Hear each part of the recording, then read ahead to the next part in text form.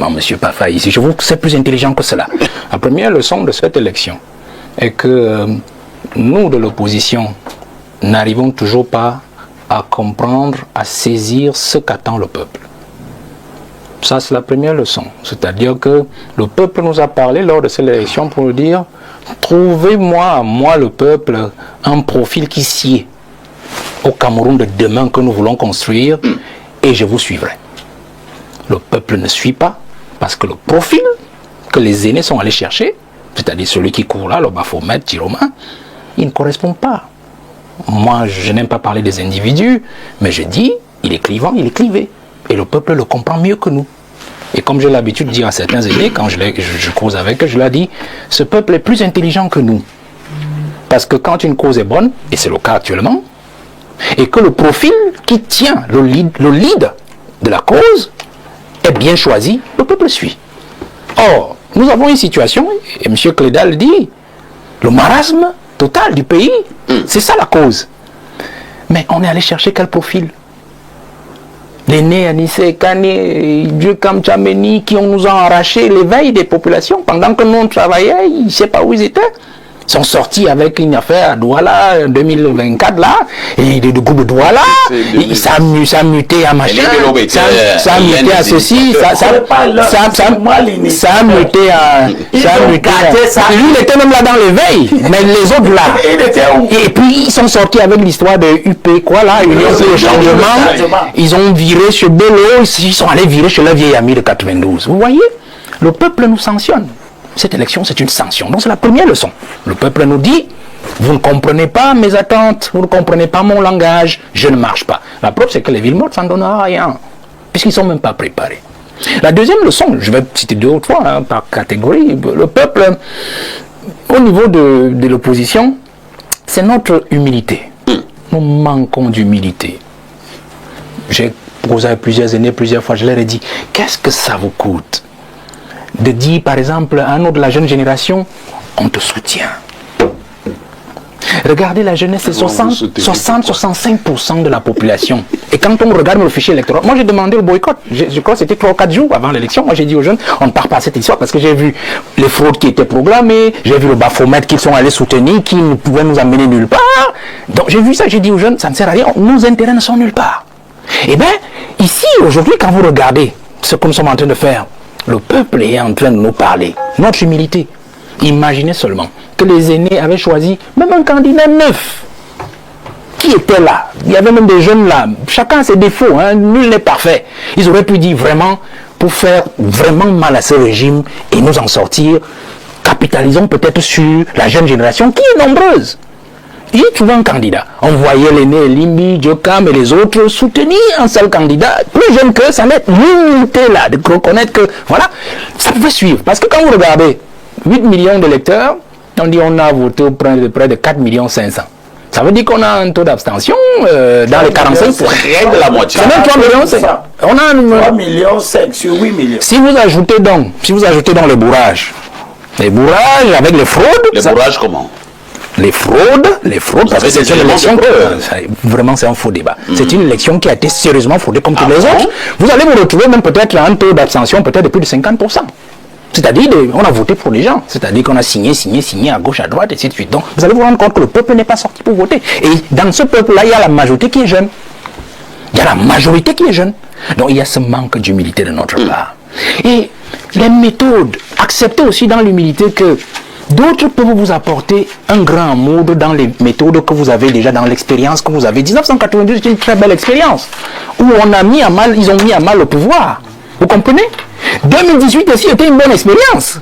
Mais vous ne pouvez pas répliquer 1992 en 2025 sans associer les éléments de la nouvelle génération qui peuvent vous apporter d'autres idées, qui peuvent vous apporter un peu plus dans votre moulin. Valère, restons un peu dans ce que vous appelez la jeune génération. Prenons justement cette jeune génération lors de la dernière élection. Oui, c'est bien beau de dire que ces aînés n'ont pas voulu soutenir un jeune. Mais il y avait peut-être 4 ou 5 jeunes au niveau de la compétition. Pourquoi les 5 jeunes en question eux-mêmes ne pouvaient pas également s'associer pour dire nous faisons bloc et nous soutenons un camarade? C'est un autre débat, je reste dans le sujet.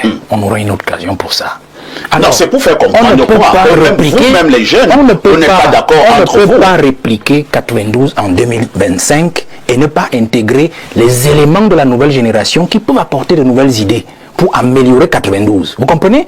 On ne peut pas répliquer 2018 en 2025, c'est-à-dire le rôle d'homme, et ne pas intégrer les autres acteurs de l'opposition qui parfois ont plus d'introduction dans le système, ont appris encore davantage sur le terrain et qui peuvent vous montrer comment on peut faire pour descendre l'affaire. Vous comprenez? C'est ça que je suis en train de dire d'humilité. Maintenant, au niveau du peuple, parce que la leçon du peuple ici est tout à fait simple.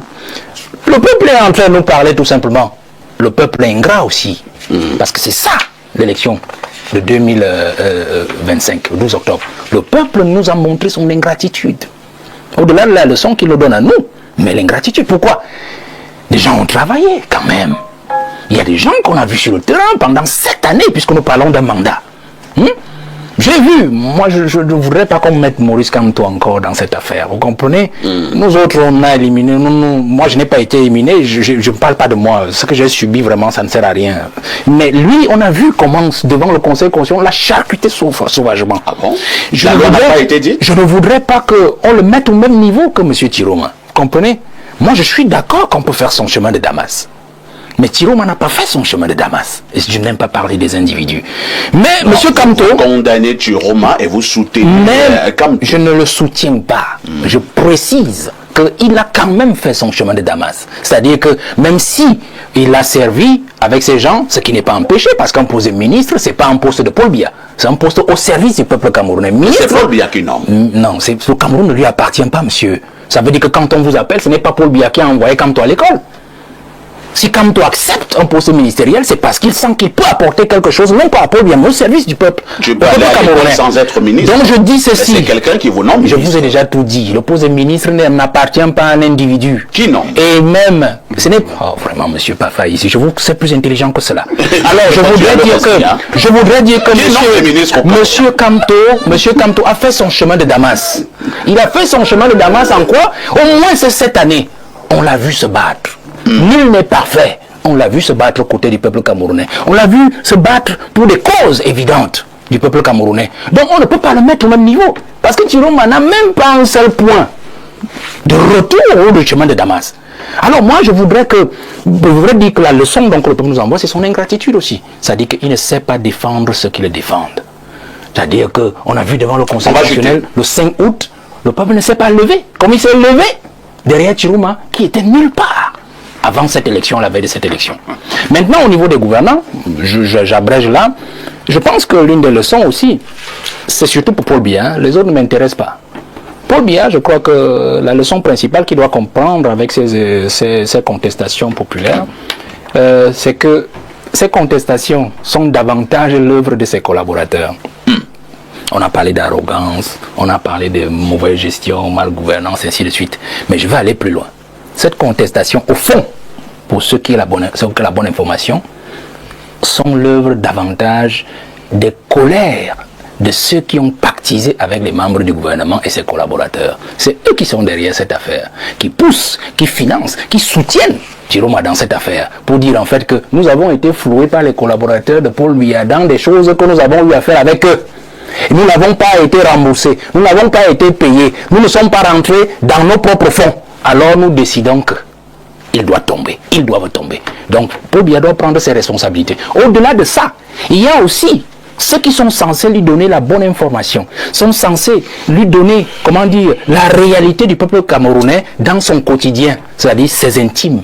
C'est-à-dire ceux qui voient le président tous les jours et qui justement lui cachent la vérité. Parce qu'il peut dormir comme il dort et tout. Je disais à quelqu'un l'autre jour que est-ce que vous êtes même sûr que Paul Biya même, il sait que les enfants courent dehors et cassent les écoles, brûlent les commissariats. Parce que c'est ça le véritable souci, vous savez. Il n'a pas l'information. Non, j'ai dit, est-ce que vous êtes même sûr? Puisque si on regarde les 7 années qui sont passées, on a comme l'impression que le président, bon, pas comme l'impression, il a été absent.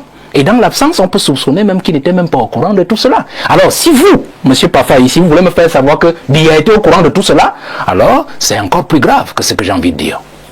Merci Valère Bessala. Professeur... Valère Bessala sort du silence et ses mots résonnent comme une gifle dans le vacarme mou du mensonge national.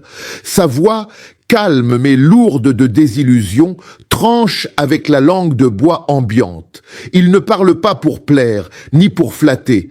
Il parle pour dire ce que le Cameroun entier ressent, ce que des millions taisent, par peur ou par fatigue. Le pays est en marasme total.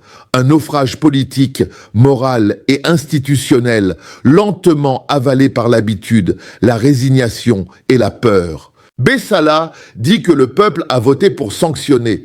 Et c'est vrai. Cette fois, le vote n'était pas un acte d'adhésion, c'était un cri, une révolte silencieuse contre 43 ans d'immobilisme, de confiscation du pouvoir, d'humiliation quotidienne. Mais ce cri, comme toujours, a été étouffé sous les chiffres. 53,66% pour le président sortant, 92 ans, 8e mandat et une abstention qui dépasse les 50%. Dans n'importe quel pays normal, on appellerait cela une crise politique majeure. Ici, on appelle ça la continuité de l'État, le mensonge institutionnalisé. Bessala ne mâche pas ses mots. Cette élection, dit-il, est une fraude extrême. Et il faut le dire sans tourner autour. Les irrégularités ne sont plus des rumeurs, ce sont des pratiques. Bourrage d'urnes, listes trafiquées, résultats réécrits à la main dans des bureaux de vote verrouillés par l'administration. Un théâtre mal joué, où tout le monde connaît le scénario d'avance, mais où chacun fait semblant d'y croire. Le peuple a fait un vote sanction, mais on lui a volé sa sanction, on lui a volé sa colère, comme on lui a volé son avenir. Dans cette mascarade, Bessala pointe une autre responsabilité, celle de l'opposition. Il dit qu'elle manque d'humilité, et c'est sans doute la critique la plus juste et la plus cruelle. Au lieu de comprendre la gravité du moment, les opposants se sont comportés en rivaux, pas en alliés. Chacun voulait être le visage du changement, le nom sur l'affiche, le héros de la libération. Personne n'a voulu s'effacer pour le bien commun. Au lieu d'un front uni, le peuple a vu un cortège d'égaux. Résultat, le régime n'a même pas eu besoin de diviser. L'opposition l'a fait toute seule. Et dans ce désordre, un nom revient, comme une plaie qu'on rouvre, Maurice Kamto. Bessala le dit sans détour, on a charcuté Kamto à tort. Depuis 2018, cet homme a porté le fardeau d'une opposition muselée, d'un système qui ne pardonne ni l'intelligence ni la détermination. On l'a diabolisé, emprisonné, humilié, isolé. Et pourtant, il demeure une référence, même silencieuse. Le pouvoir le craint parce qu'il symbolise ce que le régime ne comprend pas. La légitimité populaire naît du courage, pas de la peur. Mais cette élection, au-delà des chiffres, révèle quelque chose de plus profond. La rupture morale entre le peuple et l'État. Les Camerounais ne croient plus à leurs institutions. Ils ne croient plus aux élections, aux tribunaux, à la presse, à la parole publique. Tout est perçu comme une farce, une comédie bureaucratique jouée par des acteurs fatigués. Et quand un peuple cesse de croire, il cesse d'obéir. Pas bruyamment, pas violemment, mais intérieurement. C'est cela, le vrai danger pour le régime. Pas les émeutes, mais l'indifférence glaciale du peuple. Le marasme dont parle Bessala n'est pas seulement politique, il est existentiel. C'est un effondrement lent, un épuisement de tout. Les jeunes fuient, les vieux se résignent, les fonctionnaires volent pour survivre, les riches s'exilent dans leurs privilèges. Les marchés ferment tôt, les écoles manquent de tout, les hôpitaux deviennent des cimetières. Le pays s'effrite par le bas, pendant que le sommet s'accroche à ses illusions. On gouverne comme on gère un héritage qu'on veut préserver, pas comme on construit un avenir. Et pourtant, dans ce désastre, il y a un fond de lucidité nationale. Les Camerounais voient clair. Ils savent que ce système ne tient que par la peur, le clientélisme et la propagande. Ils savent que le régime se survit à lui-même, qu'il n'a plus rien à offrir, plus rien à promettre. Le vieux mythe du père de la nation s'est effondré. Biya n'incarne plus rien, si ce n'est la lassitude et la répétition. Le pouvoir est devenu une ombre, une routine administrative qui se perpétue sans âme, sans horizon. Alors, Quand Bessala parle du marasme total, il parle aussi de ce vide, ce moment où plus personne ne croit à rien, mais où tout le monde continue à faire semblant. C'est là que réside la tragédie du Cameroun. Un pays plein de talent, d'énergie, de ressources, mais vidé de sens. La politique n'y est plus une idée, mais une rente. Le patriotisme n'est plus un élan, mais une nostalgie. Et les discours officiels ne sont plus que des incantations creuses dans un désert moral. Bessala, en vérité, ne fait que dire ce que tout le monde voit. Le pays est en train de pourrir de l'intérieur. Les apparences tiennent encore, mais le socle se fissure. Le peuple est fatigué, la jeunesse désabusée, les élites complices ou impuissantes. Le régime se pense éternel, mais il est déjà à bout de souffle. La peur qu'il entretient est son dernier instrument de pouvoir. Mais même la peur, à la longue, s'use. Un jour, dit Bessala, ce peuple se lèvera à nouveau. Pas pour un parti, pas pour un homme, mais pour lui-même. Parce qu'on ne peut pas éternellement voler le droit de rêver, le droit de choisir, le droit de vivre dignement. Ce jour-là, la colère ne sera plus un murmure. Elle aura la force tranquille des peuples qui ont trop attendu, et ceux qui aujourd'hui se moquent du silence du peuple comprendront que ce silence n'était pas de la faiblesse, mais de la patience. Le Cameroun n'est pas mort. Il est blessé, humilié, mais vivant. Et dans le froid des rues de Douala, de Yaoundé ou de Bafoussam, dans les murmures des marchés, dans les conversations étouffées, quelque chose couve, une lassitude qui se transforme en lucidité. Une lucidité qui, tôt ou tard, deviendra mouvement. Parce qu'aucun pouvoir ne peut éternellement étouffer la respiration d'un peuple. Valère Bessala a juste mis les mots sur l'évidence. Le Cameroun est au bord de la rupture. Et quand la vérité devient insupportable, le mensonge ne suffit plus à gouverner.